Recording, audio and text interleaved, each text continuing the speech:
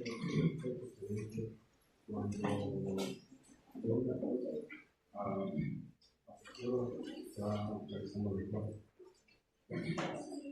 una parte de la innovación, pero tiene dos componentes que todavía no se lograron.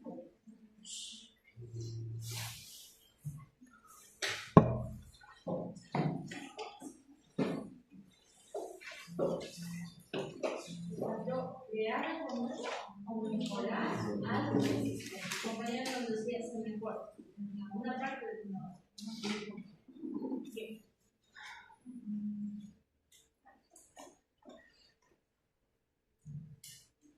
El concepto de emprendedor, ¿en qué ciclo se desarrolló?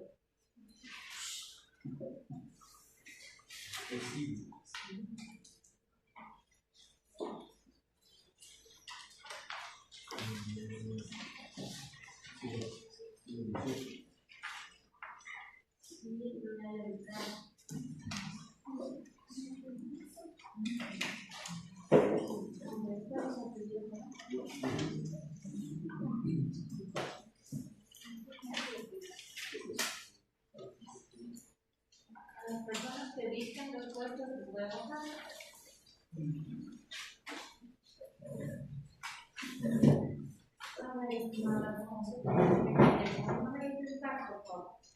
Para el 3. Vamos por el 3.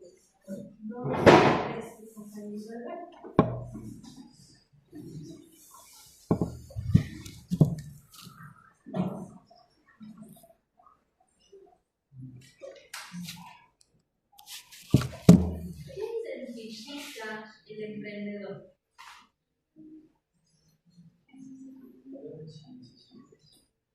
Bien,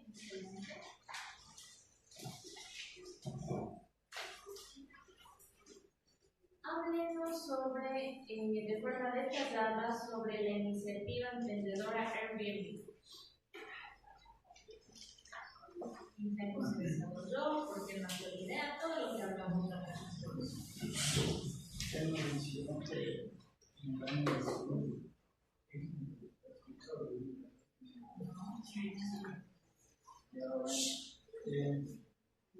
La idea nace desde su nombre, que significa personas estables, y también con un desayuno,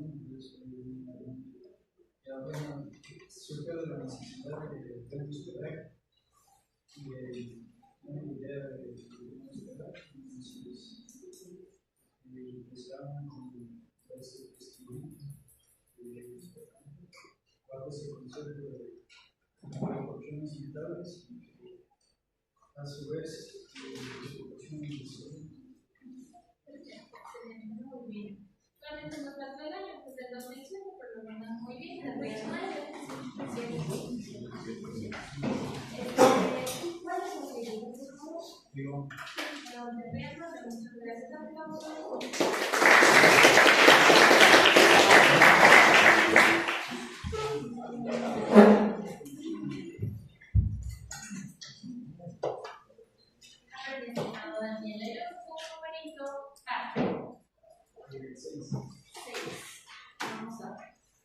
Vamos a empezar desde Mateo. 2, 4, 5, 6, por favor.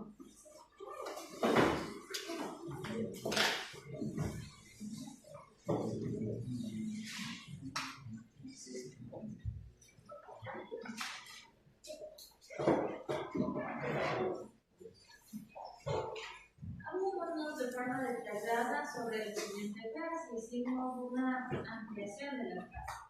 ¿Cómo la visión individual se transforma en motor económico y social?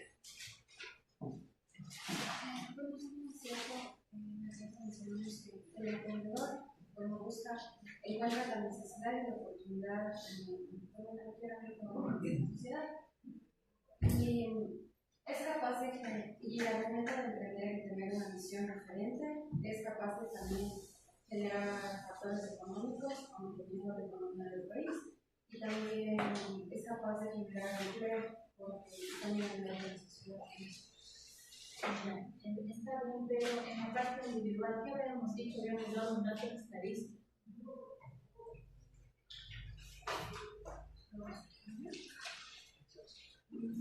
cuestionamiento.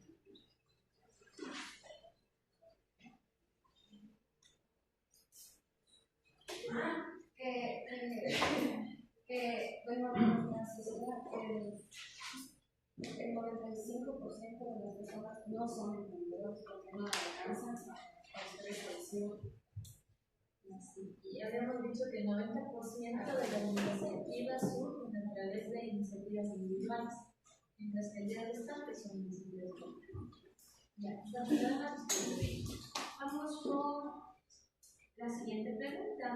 Defina al emprendedor por oportunidad, defínalo y colócalo en el. Bueno, el emprendedor por oportunidad, es que, o sea, no tenía como tal la idea de emprender algo, sino que encontró la oportunidad y la gente que nos tenía era de las personas que compraban exclusivamente y por ello ya empezamos a vender.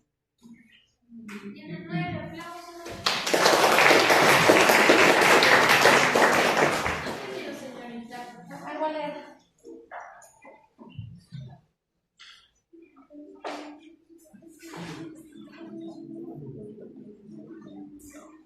Numerito, tengan la mayoría.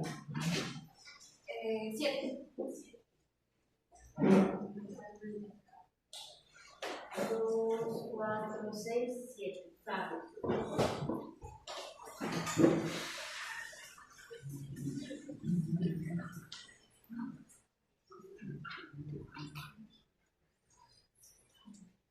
Un poquito de estadística, estimado. Voy a parar para que no se olviden la respuesta. Ya no lo estoy viendo. Háblanos sobre los datos del INE del 2005 en cuanto al 2025, en cuanto a los emprendedores activos. Han aumentado el 1.5 para después del 2020. ¿Cómo te consigo De emprendedores activos. 1.2 millones. ¿Ya? Vamos con la siguiente pregunta. Defina, por favor, y coloque un ejemplo del emprendedor por necesidad. Es aquella persona que estaba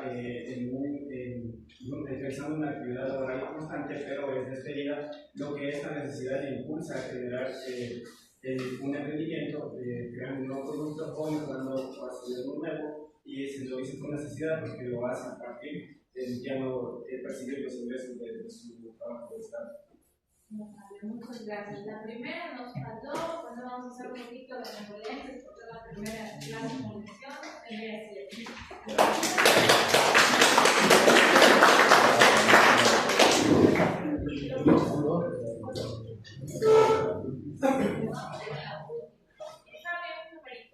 Eh, 15. 10, 12, 14, 15, la señora.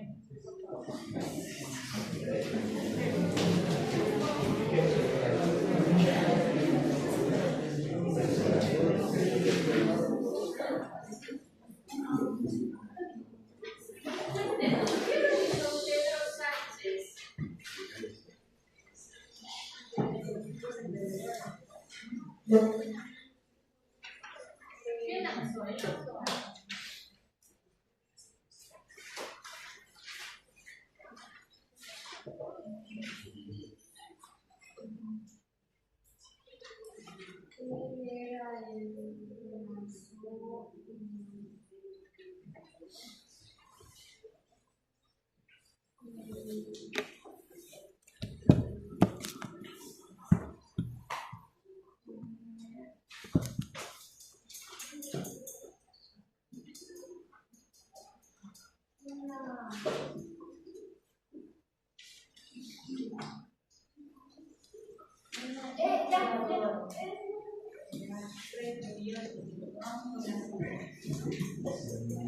Le voy a leer un enunciado y yo quiero que me identifique que Manos Unidas creó cooperativas de reciclaje en Andalucía, reduciendo residuos urbanos en un 22%. Es un emprendimiento que tipo de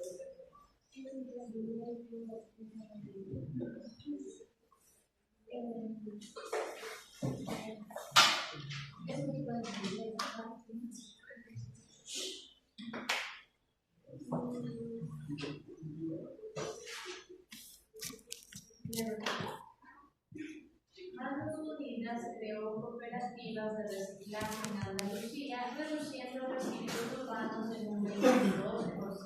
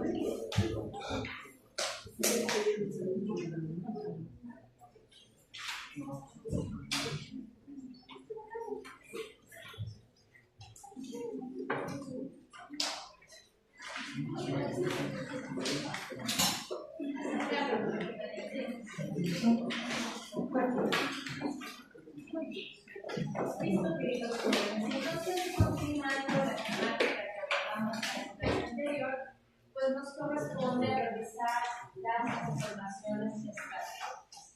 Se ha escuchado ese adagio interesante que dice que la suma de voluntades en definitiva da mayor fortaleza, ¿verdad?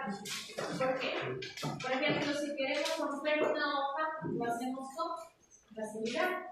Pero si tomamos un cúmulo de hojas, por más fuertes que seamos, ¿tenemos la misma facilidad para quebrarlas, para romperlas, para destruirlas? La misma lógica se acopia en el ambiente de emprendedores, en el ambiente empresarial. Pero ¿cómo fortalecemos una idea de emprendimiento estratégicas o conformaciones estratégicas. Es decir, la suma de voluntades es de trascendental importancia para fortificar nuestra idea, que posteriormente la idea se traduce en emprendimiento y el emprendimiento, que es el proceso de puesta en marcha de la idea, se traduce en empresa. ¿Cuál es la diferencia? Es muy importante que el emprendimiento es ese proceso que inicia desde la idea creativa en consecución con alianzas estratégicas, y la empresa es cuando ya establecemos una figura jurídica que nos permita desarrollar la actividad económica y ofertar, ya sea productos, ya sea servicios o un modelo de negocio. ¿Sí? Porque no es lo mismo un producto, no es lo mismo un servicio, menos un modelo de negocio. Vamos a colocar ejemplos específicos para que usted pueda colegir o determinar cuál es la diferencia entre ellos. Cuando hablamos de un producto, imaginemos lo siguiente, imaginemos un emprendimiento jurídico. El producto sería la entrega de una plataforma tecnológica que tenga como objetivo filtrar modelos de demanda dependiendo de las áreas, puede ser laboral, puede ser constitucional y demás. Realizan una plataforma digital estandarizada, pero que a la par se vaya alimentando periódicamente con los datos del registro oficial. ¿Por qué? Porque sabemos que el derecho es mutable, cambiante. Existe un devenir histórico, una dinámica que generalmente hace que los datos normativos fluctúen. Entonces, ¿cuál es el componente importante de este producto? Sería que esté interconectado y por tanto la plataforma se habilite con datos del día del registro oficial, de plataformas adicionales como Lexis, como Fielweb y demás, ¿verdad? Entonces eso sería un producto que estamos entregando, que sería la plataforma digital. Por otra parte tenemos los servicios. ¿Cuál sería un servicio?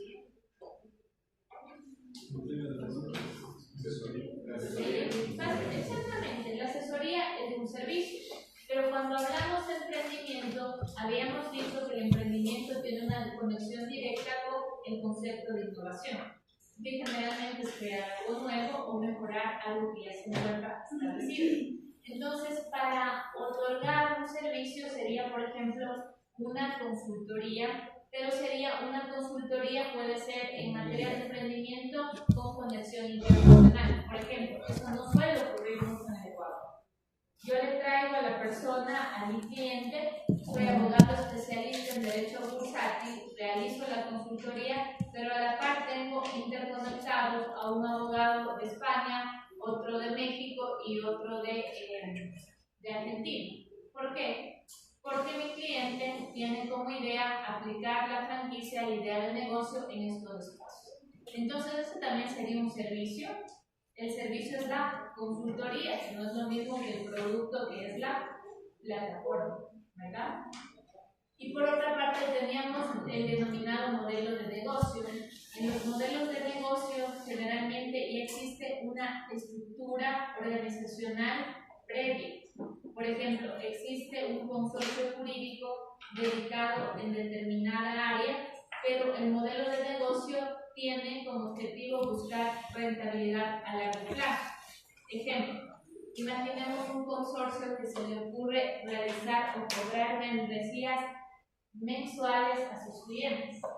Algo similar a lo que pasa con los seguros de salud, y eso no se ha visto en el Ecuador. ¿Sí?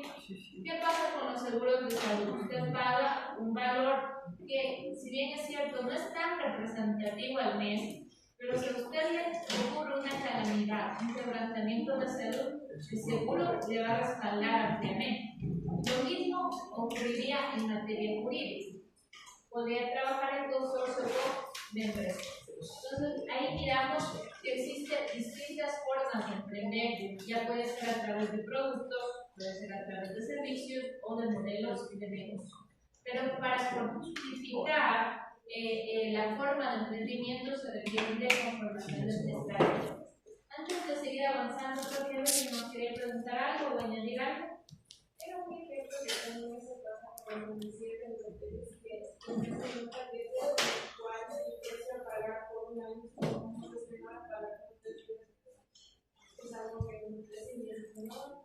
Muy bien, excelente. Sí, y dicho sea de paso, por ejemplo, existe una cadena hotelera de cámaras. Hay personas que saben utilizarlo muy bien, pero otras personas, como una hermana mía, no lo utilizan bien porque pagó y nunca fue. Entonces, bueno, no estoy demeritando porque no es la responsabilidad de la compañía, sino básicamente de la persona. Este tipo de situaciones también tienen que ser analizadas. Imaginemos, y es bueno ahora que lo trae a colación, imaginemos que usted es una persona muy saturada que no tiene mucho tiempo. Debería analizar antes de hacer un negocio primero sus tiempos. ¿Por qué? Porque en situaciones como el de cámara me parece que tienen que alertar con 2 meses o 3 meses de antelación. Entonces una persona que tiene una agenda apretada no va a ser un beneficio, ¿sí? Entonces siempre analicen antes de contratar un producto o un servicio, analicen las condiciones internas y externas de ustedes. ¿Para qué? Para que no afecte a su bolsillo. Y no solamente en la cotidianidad, como lo decimos en este tema de los viajes, sino inclusive, y más importante aún, en materia de negociación, en materia de emprendimiento. ¿Ya? Entonces, retomando la idea, para que este emprendimiento sea sólido, para que tenga mayor potencial de expansión, se requiere de conformaciones estratégicas. Y estas conformaciones estratégicas, a su vez, también tienen tipologías, que las vamos a leer y a profundizar de esta manera. Señorita, no podrán que colaborarme con la conformación estratégica, inclusive, solidaridad de 160 integra a 4.000 personas vulnerables en la cadena de valor de la moda sostenible. Asociativo. La cooperativa Agroceta agrupa a 120 agricultores en Galicia y ha duplicado su facturación a 9 millones de euros. Corporativo. Telefónica Guaira, el 42% de sus innovaciones en 2025 provienen de intraemprendedores y Muy bien.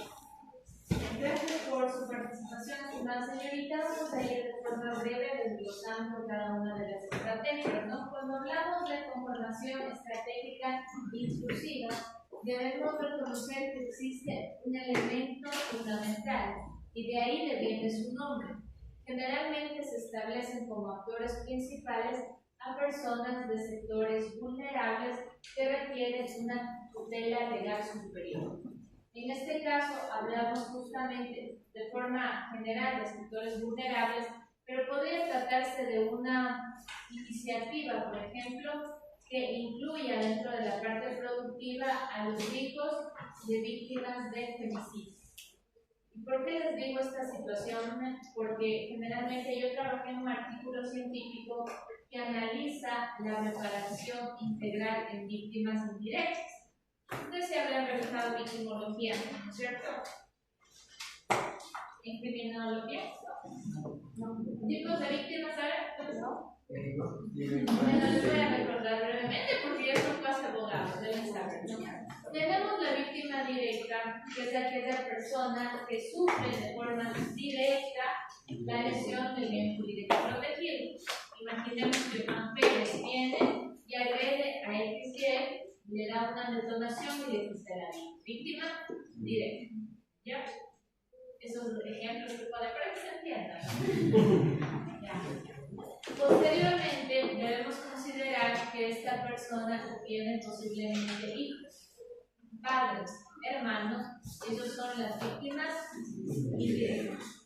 Y también estos dos tipos de víctimas son las más trabajadas dentro de términos normativos y doctrinarios, pero ciertas doctrinas occidentales, sobre todo, refieren también la existencia de la víctima potencial. ¿Quién es la víctima potencial?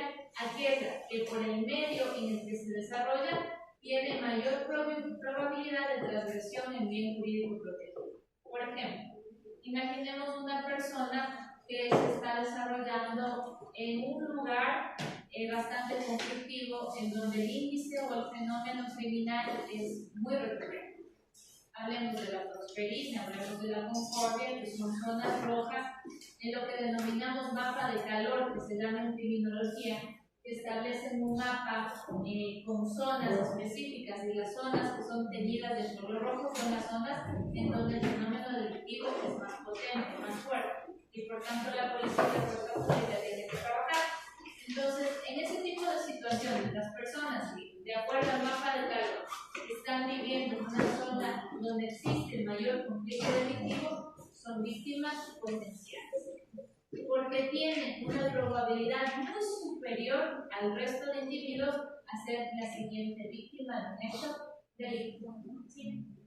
Bueno, esto es parte de criminología, pero para que lo recuerden, ¿no? Entonces, imaginemos, las víctimas indirectas, en este caso, que les había comentado, serían los hijos, ¿verdad? Entonces, existe un vacío dentro del contexto ecuatoriano porque la reparación integral, que a su vez tiene mecanismos, ¿cuántos mecanismos de reparación integral existen? ¿Cuántos existen? ¿1, 2, cuántos? 5 mecanismos de reparación integral. Les va a mandar a hacer un ensayo. ¿Ustedes no recibieron conmigo derechos penales sustantivos? No. ¿Alguien sí recibió? ¿Alguien sí recibió? Aquí yo les digo los mecanismos de reparación integral. Pero, en definitiva, estos mecanismos de reparación integral, en la generalidad de casos en Ecuador, se aplican a las víctimas directas en los delitos no inminentes. Delitos no inminentes, por ejemplo, una lesión. Pero ¿qué pasa en los delitos inminentes? Delitos contra la vida, cuando la víctima directa ha fallecido, ha muerto. En la gran mayoría de casos, las víctimas indirectas tienen un desamparo normativo e institucional.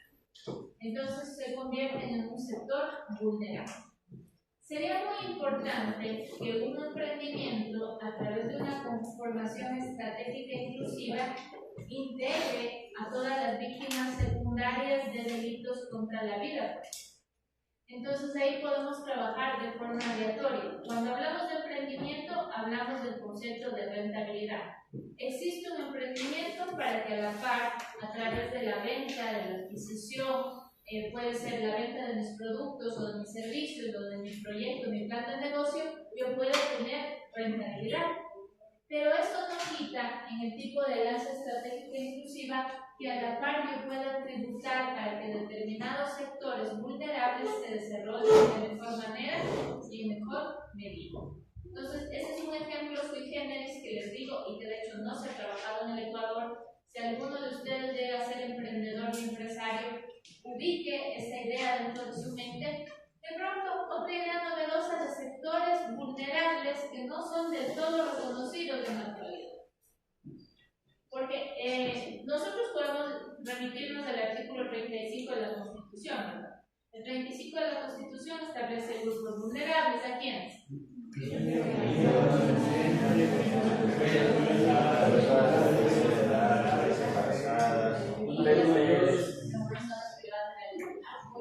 Entonces, podemos encontrar de cierta manera encasillándolas, ¿no? Pero el ejemplo que les acabo de dar es un ejemplo específico, porque generalmente estas personas crecen, por ejemplo, los hijos de víctimas de femicidio y demás crecen. Posteriormente, al crecer, ya no se consideran grupos vulnerables. Pero el daño psicológico, si no hubo atención permanente e institucional del Estado, persevera, continúa. Entonces, ese tipo de análisis también se tiene que realizar. ¿Sí? ¿A alguien se le ocurre de pronto otra estrategia inclusiva, novedosa, que sea un poquito fuera de lo común? Que integre a personas vulnerables. Hay un caso que, bueno, ya en Estados Unidos, de los militares que pierden sus extremidades por causa de la guerra. Parece que había un militar que generó una prótesis de aborto. No sé si lo conoce, también una situación de vulnerables y otras personas que por diferentes causas que por su sufrimiento. Excelente, muy bien. Excelente ejemplo. Y para configurarlo en totalidad, en como una conformación estratégica inclusiva, se me ocurre que la persona que inicia con el emprendimiento emplee a personas que tengan la misma situación que él. Y además que se establezcan subsidios para que las personas que adquieran estas prótesis sean a bajo costo. Porque sabemos que otro tipo de prótesis tienen pues precios exponenciales. Me parece que hay prótesis que superan los $100,000. Entonces, con este tipo de iniciativas estamos trabajando la parte de rentabilidad, pero también la parte del contexto humano e inclusivo. Entonces, qué interesante alianza estratégica inclusiva. Por parte de la estrategia asociativa, aquí hemos colocado un ejemplo importante sobre la cooperativa AgroCelta, que agrupó a 120 agricultores en Galicia. Estas réplicas se ven generalmente en el Ecuador, y me parece que ayer ya hablamos de uno de los casos, Pronaca, por ejemplo.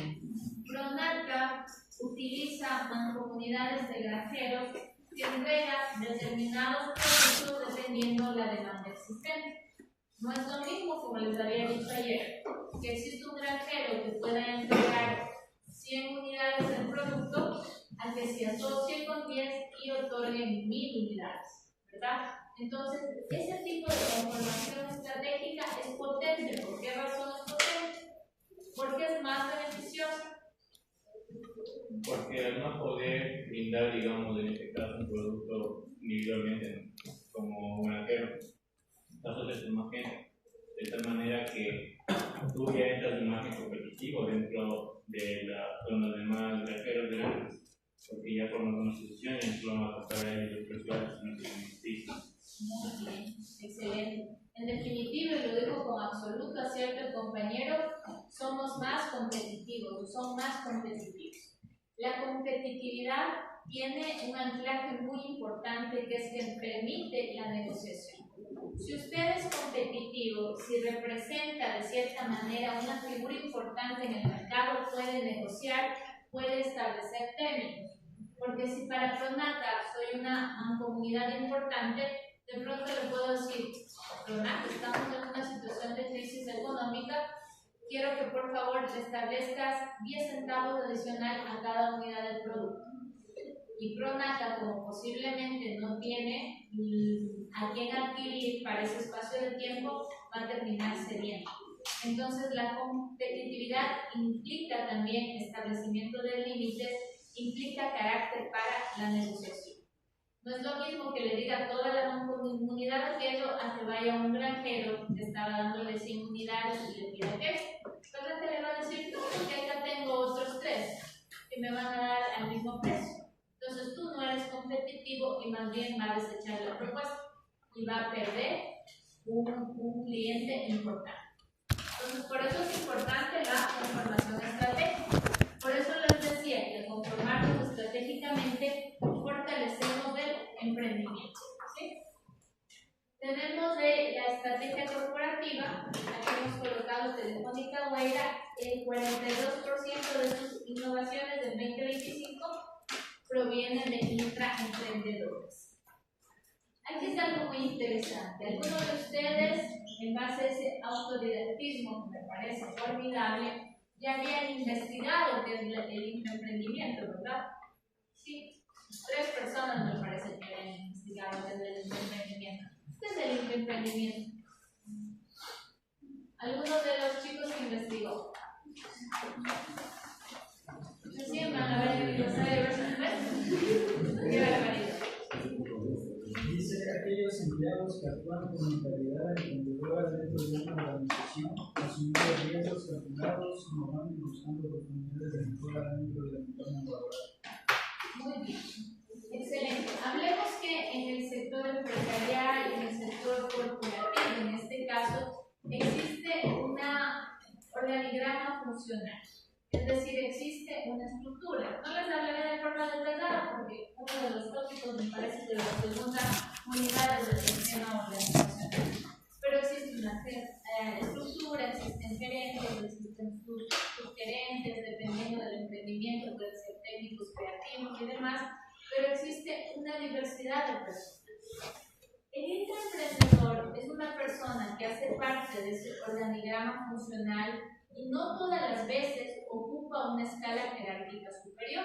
De hecho, la mayoría de casos, el intraemprendedor no ocupa una escala jerárquica superior. Es decir, es un empleado habitual, normal, común. Pero ¿qué le hace salir de lo común? Que va a otorgar un valor agregado al establecer una idea de negocio potente, brillante, que permita adquirir mayor rentabilidad. Y en la siguiente lámina que hablamos ya del cajón del intraemprendimiento, les voy a explicar con mayor profundidad y vamos a colocar ejemplos. Pero de momento lo que quiero que tengan presente es que el intraemprendedor se destaca por su brillantez, por su inteligencia y sobre todo por el aporte agregado que le da a la iniciativa inicial, ¿sí? Es decir, si tenemos a 1000 personas, la persona creativa que pueda sustentar una idea que potencialice el emprendimiento, la sustente, la ponga en marcha, la ejecute, se convierte en el momento de ejecución en un intraemprendedor. Solamente la ejecución marca la línea de partida y el cambio a esta frase tan interesante como es el intraemprendedor. Si usted es una persona brillante aportando ideas de negocio, pero no lo lograron establecer, no la colocaron en marcha, usted no es un intraemprendedor. Vuelvo y repito, porque la ejecución garantiza la transformación de la calidad del individuo, de simple empleado a intraemprendedor. Y vamos a analizar cómo yo. Hasta aquí todo entendido, ¿verdad? Bien. Entonces, como les venía diciendo, para fortalecer nuestro emprendimiento, primero requerimos de alianzas estratégicas. Es importante reconocer que el contingente humano es un aporte valiosísimo para los emprendedores y para los emprendimientos. Pero por otra parte, si bien es cierto, ustedes habrán analizado economía popular y solidaria, revisado, ¿verdad? Ya, ¿qué diferenciaba el sistema de economía popular y solidaria en torno al sistema financiero nacional? ¿Cuál es la diferencia trascendental? El que menciona primero, como que tenía un fin, digamos, un bien común para toda la sociedad. En cambio, el financiero tradicional estaba como que un fin de lucro. Muy bien. En definitiva, excelente lo que nos dice el compañero. El modelo de economía popular y solidaria, si bien tiene presente, porque sí tiene presente un reto económico, pero no busca entorpecer los derechos del individuo.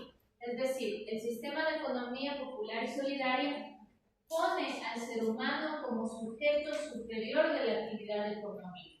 Es decir, las iniciativas de economía popular y solidaria tienen un fin de dignificación. Ahí tenemos, por ejemplo, el sector asociativo. Se generan comunidades con el objetivo de obtener rentabilidad, pero para que la misma, esos excedentes sean redistribuidos de forma equitativa e inclusive reinvertidos, ¿sí? Mientras que el sistema financiero tradicional, bancario, generalmente ese se antepone el capital al individuo. Me interesa tener mayor rango de utilidad, que sea más lucrativo, independientemente de garantizar o respetar la dignidad humana. Por eso, generalmente las élites se las asocia de forma directa con el sistema bancario tradicional, mientras que el ciudadano común, el ciudadano de a pie, se lo asocia con el sistema cooperativista de economía popular y solidaria. Entonces, retomando la misma línea de pensamiento, habíamos dicho, para que el emprendimiento sea fuerte, en primer lugar, requerimos alianzas estratégicas porque el contingente humano es importante y por eso hacemos alusión del sistema de economía popular y solidaria, ¿sí? Que puede estar muy encaminado con el emprendimiento. Eso no significa que a través de sistemas bancarios tradicionales no podamos obtener financiamiento, también lo podemos hacer, pero estaba recalcando esa importancia sobre todo en la parte humana, ¿ya? Entonces, la parte humana, la estrategia de unión de mancomunidad, importante es eso. Pero por otra parte, tenemos o necesitamos una red de apoyo y financiación. Demos lectura, por favor, a la lámina con voz alta y fiel. Cualquiera de ustedes. Red de apoyo y financiación. El ecosistema emprendedor español en 2025 integra aprendizaje y programas corporativos que tejen una red de soporte sin precedentes para nuevas iniciativas, aceleradoras, financiación pública, inversores ángel y programas corporativos. Muy bien, excelente. Aquí hay algo muy importante. Queridos jóvenes, para que los emprendimientos se desarrollen de forma eficiente y de manera efectiva, requerimos una situación muy importante que es la existencia de un ecosistema emprendedor. Los ecosistemas emprendedores significan básicamente espacios determinados en donde se puede articular de forma eficiente la intervención de varios actores. Les voy a colocar un ejemplo. ¿Han escuchado el ecosistema emprendedor más grande del mundo, Silicon Valley? ¿No han escuchado?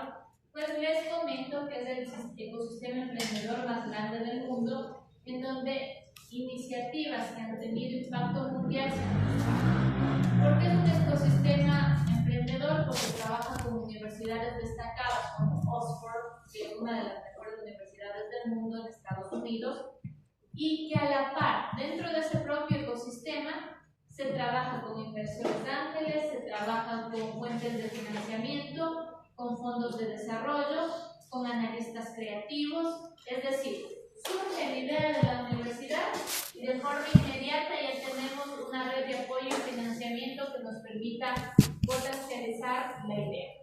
Por eso se dice que es el mayor sistema emprendedor del mundo. Y sobre todo porque se manejan grandes capitales exorbitantes. ¿Sí?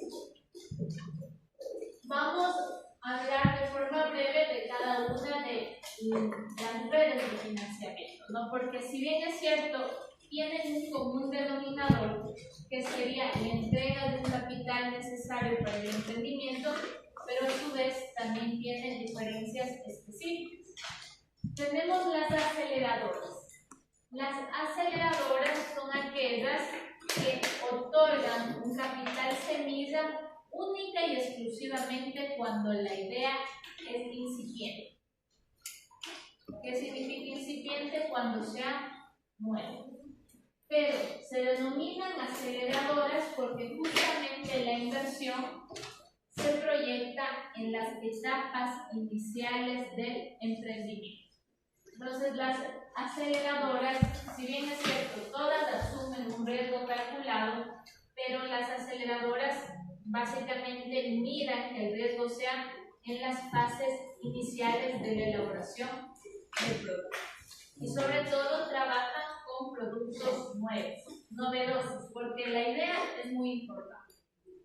Si usted quiere tener un porcentaje, por así decirlo, de certeza, de seguridad, de triunfo, no absoluto, porque ayer habíamos hablado que existen determinados factores o variantes que pueden cambiar de un día a otro, que es un riesgo que debe ser asumido por el emprendedor. Pero si usted quiere tener determinada garantía de triunfo, su idea tiene que ser sui generis, tiene que ser innovadora, debe responder a necesidades y buscar una oportunidad. ¿Sí? Entonces, en las fases iniciales, las aceleradoras. Luego tenemos la financiación pública. La financiación pública se expresa, queridos jóvenes, como una iniciativa de Estado. ¿Ya?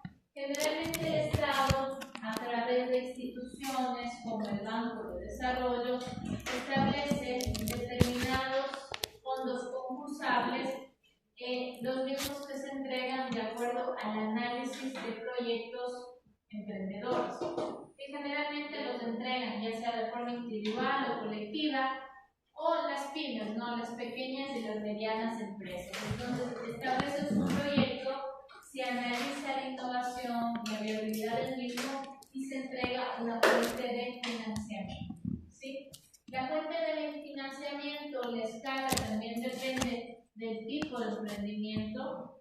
No es lo mismo un emprendimiento tradicional, una cafetería, que de pronto la creación de una startup tecnológica, ¿verdad? Porque en realidad la naturaleza es totalmente diversa. Y dependiendo del barrio de acción también son los recursos que se entregan. Para ello tienen rangos, para ello tienen analistas internos en la institución que pueden y, de ser el caso, otorgar el crédito o la financiación. ¿No? Muy bien. A través de fondos concursables, ¿no? ¿Por qué concursables? Porque la financiación pública depende mucho de fondos concursables.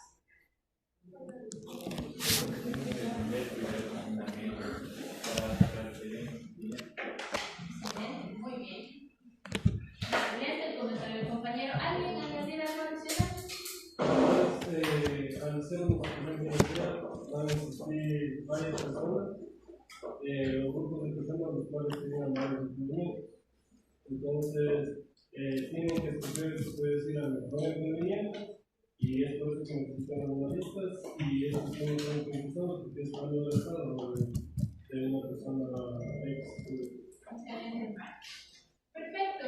Y vamos a recordar algo. Cuando existen fondos públicos de los jóvenes, existe un concepto que no debemos olvidar, y es el concepto de meritocracia. Es decir, dependiendo al mérito se realizan concesiones, en este caso de recursos. De hecho, gracias a la meritocracia ustedes se encuentran aquí, porque de cierta manera fueron los mejores y hoy por hoy están próximos a concluir este sueño académico, ¿no? Este primer peldaño académico, ¿no? Que ya los espero en pocos meses ver cómo estuvo ello. ¿Sí? Un aplauso para ustedes. Muy bien. Y espero estar en su tribunal, seguramente en algún tribunal de perdón.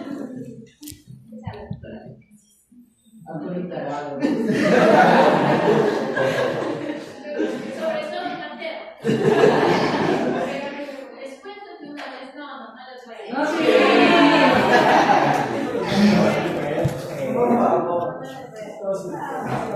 Vamos a calmarle. No, ya se chicaron.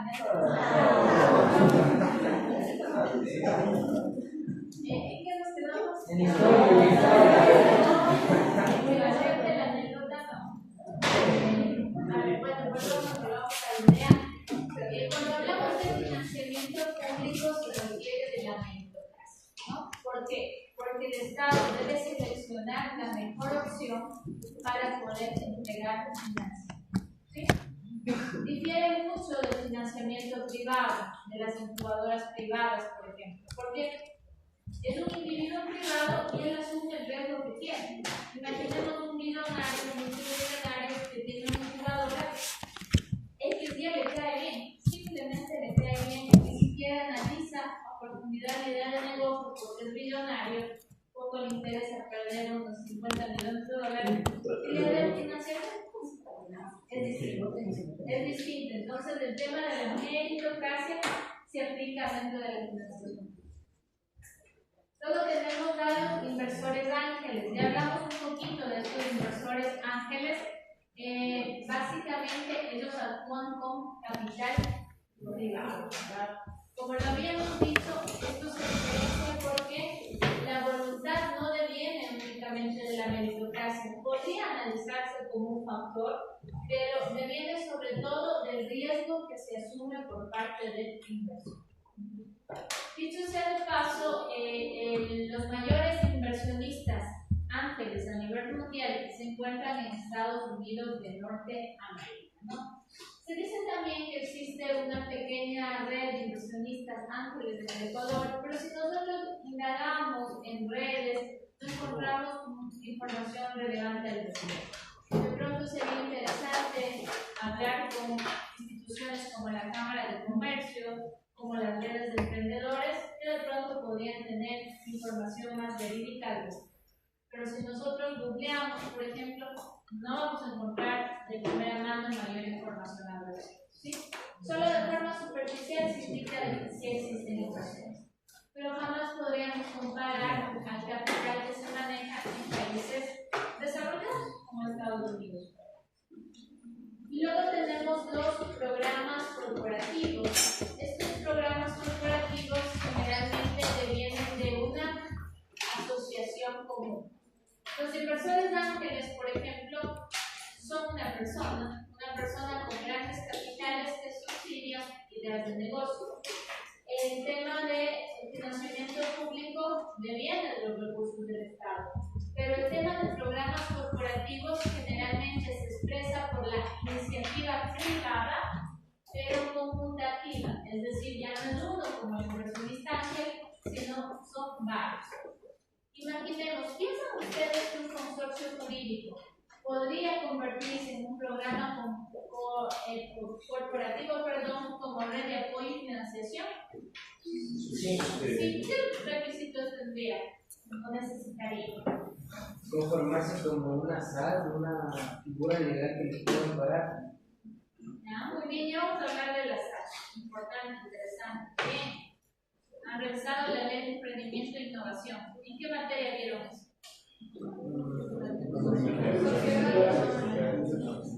Muy bien, ya vamos a revisar. Sobre todo requerimos que los jóvenes de grandes capitales.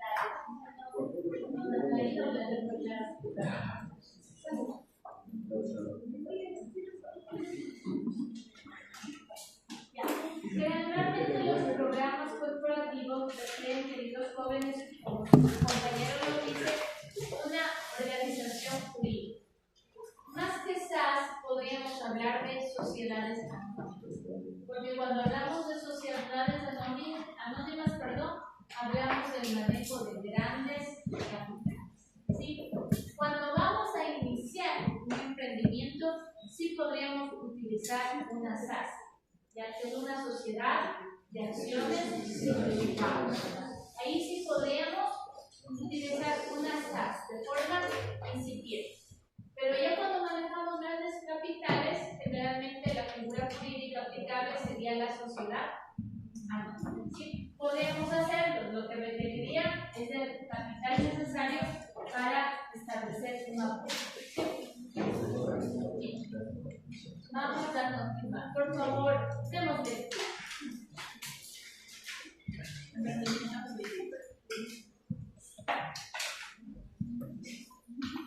¿Qué quiere decir empresario unipersonal? Un solo socio regular, sociedad colectiva, múltiples socios, patrimonio compartido, sociedad limitada, capital mínimo de 100.000 euros, responsabilidad limitada, sociedad anónima, emisión de acciones y gran escala, cooperativa, sin ánimo de lucro, reducción comunitaria, ¿qué forma elegir? Unipersonal, idea para autónomos y consultores que priorizan la actividad. SL, llamadas demandadas tras la reforma 2024, 30.000 nuevas en implementación. SA para proyectos de gran escala como Grupo Iberia, que invirtió 200 millones de euros en acciones. Cooperativa reinvierte el 100% de excedentes en proyectos comunitarios. Muy bien, muchas gracias. Recordarles únicamente que los jóvenes que estos datos surgen justamente de España, porque si ustedes se percataron, la integración principal se hace a nivel global, considerando la sociedad española. Tienen prácticamente las mismas figuras societarias, pero también tienen amplias diferencias. Hablábamos de la sociedad anónima, por ejemplo, y creo que decía 3.000 euros. Sabemos que el capital mínimo de la sociedad anónima en el Ecuador son $800. Es decir, existen diferencias, sobre todo en la parte monetaria, ¿sí? Pero en la parte del fondo, básicamente conservamos las mismas especies de compañía, ¿verdad? Entonces, analicemos, ¿no? Tenemos la unipersonal, que en el Ecuador son las compañías que se desarrollan de mayor manera. ¿Por qué? Porque generalmente no necesitan un capital tan representativo, se gestionan por un individuo. Y aquí podemos hablar un poquito de lo que decía el compañero de las denominadas SAS. A través de la Ley de Innovación y Emprendimiento, justamente tenemos esta posibilidad de los emprendimientos incipientes subsistan a través de esta sociedad de acciones simplificadas. ¿Cuál es uno de los beneficios primarios que no requiere un capital mínimo para su construcción? ¿Sí? Entonces, por eso, el empresario unipersonal debiera utilizar para formar empresa una SAS. ¿Sí?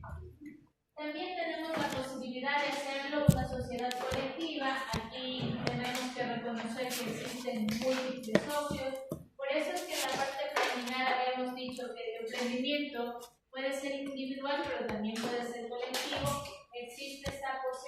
sociedad, tenemos la sociedad limitada. Aquí recordemos que la limitación deviene sobre todo del tema patrimonio. ¿Por qué? Porque de esta manera los socios responden obligaciones únicamente con el capital que ha sido declarado para la compañía, ¿verdad? Entonces, por eso es de responsabilidad limitada. Las obligaciones se representan a través del capital que ha sido declarado para la compañía. Por eso, responsabilidad limitada. Tenemos la sociedad anónima, y aquí miren, estamos argumentando lo que dijimos anteriormente.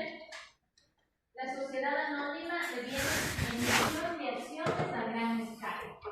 Cuando hablamos de sociedades con grandes capitales de dinero, requerimos a su vez amplificar en acciones a gran escala, y por eso la figura societaria específica que debería utilizarse es la sociedad anónima. La empresa eléctrica maneja grandes capitales. ¿Qué especie de compañía es? Sociedad anónima. ¿Sí? Muy bien. Y la cooperativa, en el sector cooperativista, dicho sea de paso, el sector cooperativista tiene algunos grupos. ¿Quién se acuerda?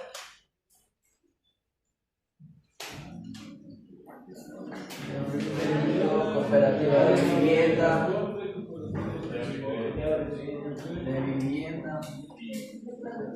Las más conocidas de orden de producción, excelente. La de transporte no se llama de transporte. Dentro de un grupo de compañías, de cooperativas, perdón, existe el transporte. Se llaman cooperativas de servicios. Da servicios de salud, da servicios de transporte. Bien, mañana les estoy tomando la lección. Bien,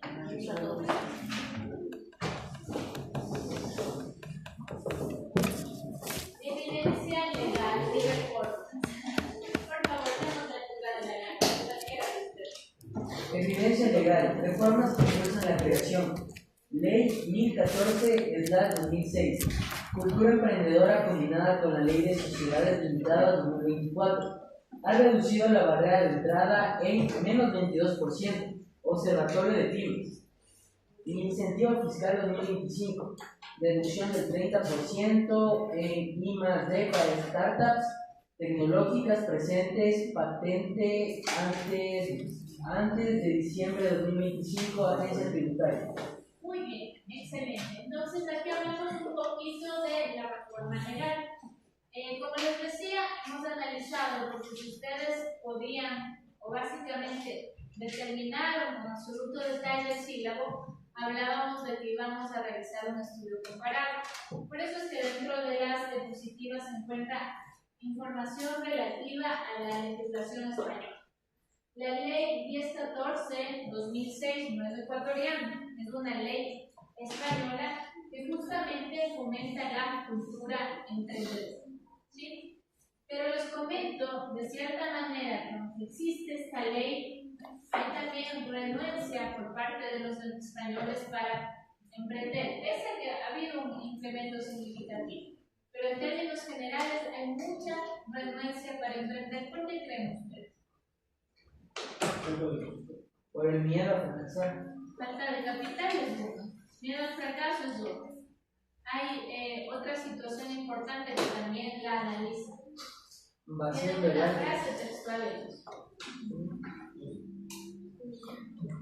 Suelen decir, no, yo no emprendo porque me crujen a impuestos, porque generalmente la carga impositiva es bastante importante en España.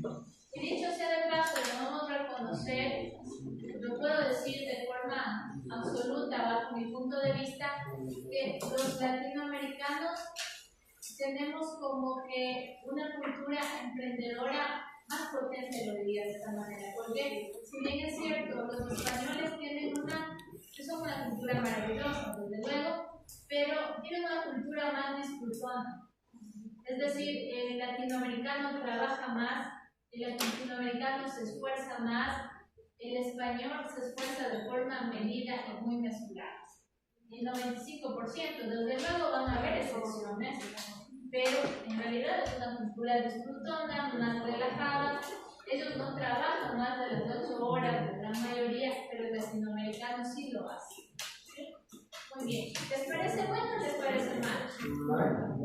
A ver, ¿quién dice bueno argumento y quién dice mal argumento? Es que es parte y parte. Porque no es que nosotros no queramos trabajar porque nos guste, sino que es por la porque en el contexto social creo que el latino se ve obligado a superarse, sino a sumergirse a lo que nosotros normalmente entendemos. Vuelta el europeo, por lo general, tiene un programa de desarrollo muy amplio donde ellos pueden vivir cómodamente, a diferencia del latino, donde hasta un programa de desarrollo estatal es complicado conseguir. Muy bien, sí. Por ejemplo, el subsidio de desempleo que ellos tienen es bastante interesante. Me parece que supera los 600 euros. No podemos comparar nosotros también. Claro. Ellos tienen, por ejemplo, el paro del trabajo, o sea, les pagan aunque no estén trabajando, y cuenta algo que no pagan aquí, es imposible. También está seguridad jurídica, tienen toda la razón, estimados. Efectivamente, pero bueno, también tenemos cosas muy buenas nosotros. Son centradoras. Sí. La gran mayoría de los latinoamericanos, a silencio, tenemos la suerte de desarrollarnos en espacios amplios. Yo les digo, la gente española, inclusive de clase media, viven en departamentos bastante pequeños. Por ejemplo, en Francia, el metro cuadrado tiene un valor de $8.000. Viven en espacios muy reducidos. A veces pagan 1.500 euros por departamentos minúsculos.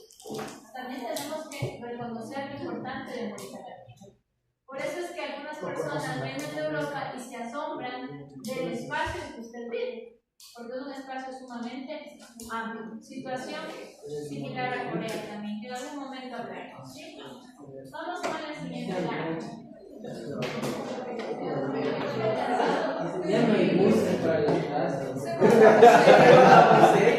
voy a explicar solo la lámina de los emprendedores y les voy a mandar una tareita pequeña. Ok. Vamos, solo con esta lámina. Por favor, damos lectura. Intraemprendedores, el montón punto, 42%, innovación corporativa. La innovación en grandes empresas españolas proviene de intraemprendedores, IESE 2025. 58% de innovación tradicional, generada por departamentos convencionales de I+D y dirección estratégica. El programa Huelga de Telefónica es el ejemplo más destacado y integra los talentos internos para generar soluciones disruptivas desde dentro de la organización.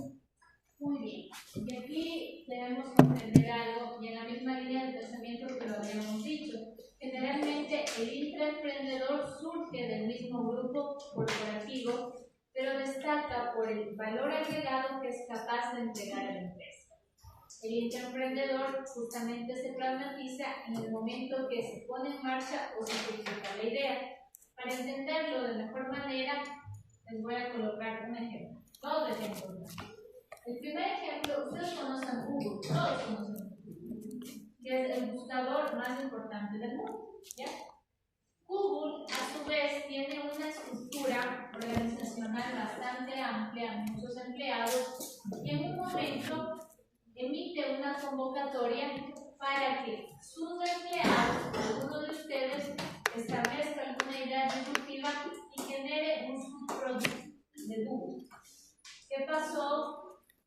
No recuerdo el apellido, pero el nombre sí, Paul, realiza lo que hoy por hoy denominamos y conocemos como Gmail. ¿Ya? Eso es un producto de un intraemprendedor, de un empleado de la empresa que estableció una idea y generó un producto a la empresa. Se entiende también que le entregaron a Paul regalías millonarias por la generación del subproducto. Ejemplo de intraemprendedor. Otro ejemplo de intraemprendedor, seguro los caballeros van a asociar de mejor manera.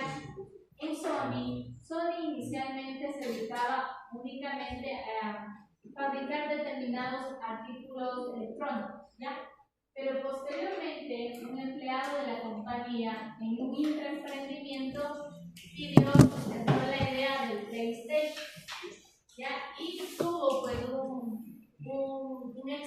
exponencial. Eso también es modelo de intraemprendimiento. Ahora bien, ¿qué vamos a hacer? Una tareita adicional al resumen. Para la siguiente clase, usted va a determinar un emprendimiento vigente, ya sea nacional o internacional.